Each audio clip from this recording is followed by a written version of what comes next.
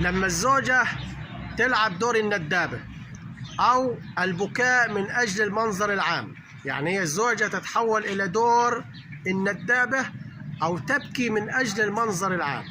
إزاي يا حضرات؟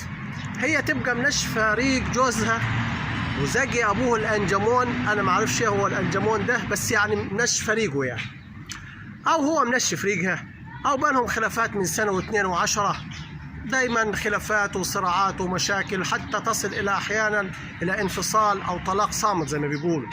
بيبقوا لهم سنة واثنين وعشرة ما تقابلوش في أي مباراة رياضية ولا حتى إنسانية ولا مجتمعية.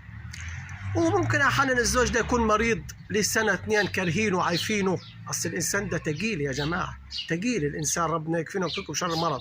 فيكون مريض كرهوه، يكون بينهم خلافات طويلة المدى لها سنة واثنين، وبعدين يموت. مات هو دلوقتي جوزها ورايحين يشيعوا الجنازة، تسكت؟ لا ما تسكتش، في دور لازم تلعبه. ايه هو الدور ده؟ دور الندابة.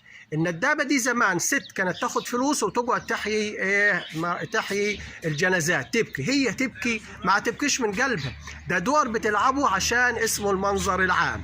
ده يا حضرات حينما تتحول الزوجة من زوجة إلى دور الندابة، بكاء من أجل المنظر العام. تحياتي.